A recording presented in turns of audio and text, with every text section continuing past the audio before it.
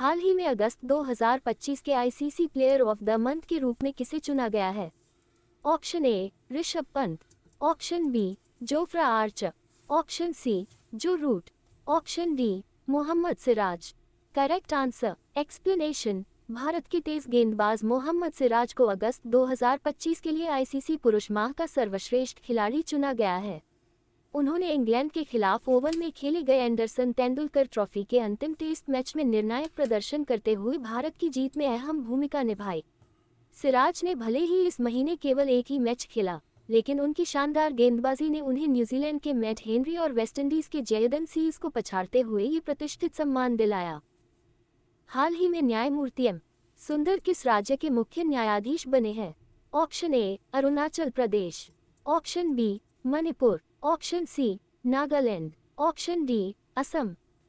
Correct answer explanation. Justice M. Sundar ने 15 सितंबर 2025 को औपचारिक रूप से मणिपुर उच्च न्यायालय के 10वें मुख्य न्यायाधीश के रूप में शपथ ग्रहण की।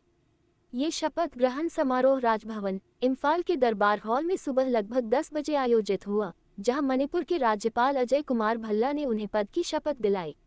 उनकी यह नियुक्ति जस्टिस केम्पैया सोमशेखर के सेवानिवृत्त होने के तुरंत बाद हुई, जिन्होंने 22 मई 2025 को पदभार संभाला था और 14 सितंबर 2025 को सेवानिवृत्त हो गए। हाल ही में आईसीसी महिला प्लेयर ऑफ द मंथ के रूप में किसे चुना गया है? Option A Orla Prendergast, option B Sana Mir, option C Emma Lamb, option D Charlie Dean. Correct answer explanation. Ireland की उभरती हुई क्रिकेट स्टार ओला प्रेंडरगास्ट को अगस्त 2025 के लिए ICC women's player of the month चुना गया है। 23 वर्षीय इस ऑलराउंडर ने T20 अंतर्राष्ट्रीय मैचों में शानदार प्रदर्शन किया, विशेषकर पाकिस्तान के खिलाफ, जिससे आयरलैंड को बड़ी सीरीज जीतने में मदद मिली। उनकी बल्लेबाजी और गेंदबाजी दोनों ही प्रभावशाली रही, जिसने उन्हें अंतर्राष्ट्रीय पहचान दिलाई और महिला क्रिकेट की दृश्यता को और मजबूती दी। निम्नलिखित में से कौन सा देश 2027 में 5वें तटरक्षक शिखर सम्मेलन की मेजबानी करेगा? Option A Bharat, option B Japan, option C France, option D Australia. Correct answer explanation. Bharat वर्ष 2027 में चेन्नई में 5वें coast guard global summit CGGS की मेजबानी करेगा, जिससे अंतर्राष्ट्रीय समुद्री सहयोग में उसका नेतृत्व और सशक्त होगा। इस संबंध में घोषणा 11-12 सितंबर 2025 को इटली की राजधानी रोम में आयोजित चौथे CGGS के दौरान हुई, जहां 115 देशों और अंतर्राष्ट्रीय संगठनों के प्रतिनिधियों ने भारत के प्रस्ताव का सर्वसम्मति से समर्थन किया।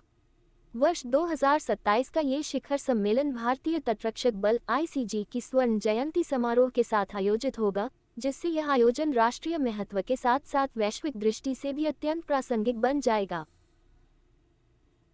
हाल ही में अंतर्राष्ट्रीय लोकतंत्र दिवस 2025 कब मनाया गया है?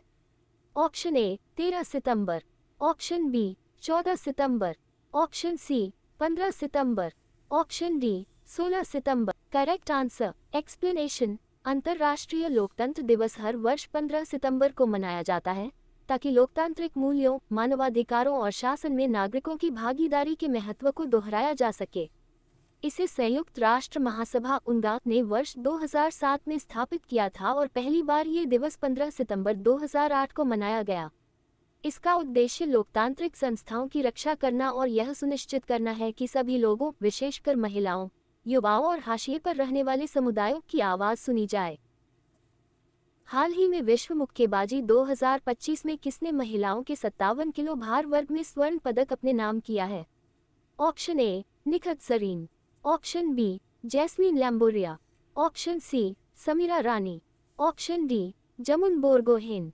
Correct answer explanation. भारतीय मुक्केबाजी के लिए एक ऐतिहासिक उपलब्धि में जैस्मिन लैम्बोरिया ने 57 किलोग्राम महिला वर्ग में स्वर्ण पदक जीता। उन्होंने पोलैंड की जूलिया सेरेमेटा को कड़े मुकाबले में 4-1 स्प्लिट डिसीजन से हराकर यह खिताब अपने नाम किया।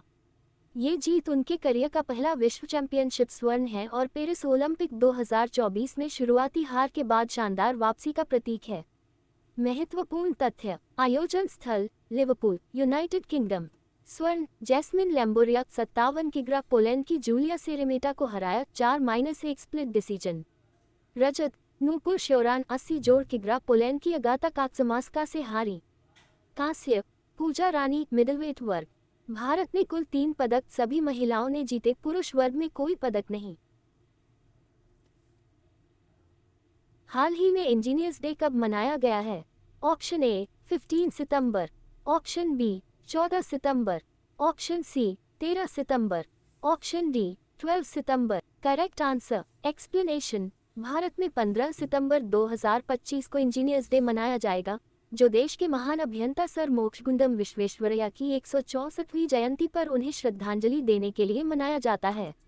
ये दिन उन अभियंताओं की अहम भूमिका को भी रेखांकित करता है जिन्होंने भारत के बुनियादी ढांचे, तकनीकी प्रगति और भविष्य के निर्माण में महत्वपूर्ण योगदान दिया है।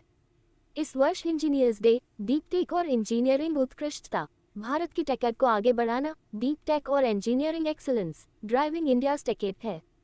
यह विषय institution of engineers India (IEI) द्वारा चुना गया है। इसका उद्देश्य ये दिखाना है कि quantum computing, robotics, space engineering और एडवांस्ड मटेरियल्स जैसी तकनीकें भारत को वैश्विक तकनीकी नेतृत्व की ओर ले जाएंगी। हाल ही में 5वें राजभाषा सम्मेलन का उद्घाटन किसने किया है? Option A Narendra Modi, option B Om Birla, option C CP Radhakrishnan, option D Amit Shah. Correct answer explanation. Hindi दिवस 2। हाल ही में 16वें सशस्त्र बल सम्मेलन का उद्घाटन कहाँ किया गया है? Option A Patna, option B Bengaluru, option C Kolkata, option D Chennai. Correct answer explanation. प्रधानमंत्री नरेंद्र मोदी ने कोलकाता स्थित ईस्टर्न कमांड मुख्यालय में आयोजित 16वें संयुक्त कमांडर सम्मेलन का उद्घाटन किया। यह उच्च स्तरीय द्विवार्षिक सम्मेलन भारत की सैन्य तैयारियों, राष्ट्रीय सुरक्षा और रक्षा रणनीति पर चर्चा का प्रमुख मंच है। इस वर्ष सम्मेलन का विषय सुधारों का वर्ष भविष्य के लिए रूपांतरण रखा गया है। कार्यक्रम में रक्षा मंत्री राजनाथ सिंह, राष्ट्रीय सुरक्षा सलाहकार अजीत डोभाल और chief of defence staff CDS general Anil Chauhan सहित शीर्ष रक्षा और सुरक्षा अधिकारियों ने भाग लिया। हाल ही में संयुक्त सैन्य नौसैनिक अभ्यास फ्रीडम एज किस देश में शुरू हुआ है? Option A America, option B दक्षिण Korea, option C Japan, option D Bharat. Correct answer explanation. America, दक्षिण कोरिया और जापान ने 15 सितंबर 2025 को संयुक्त रूप से अपना हवाई और नौसैनिक अभ्यास फ्रीडम एज दक्षिण कोरिया के जेजू द्वीप के पास शुरू किया।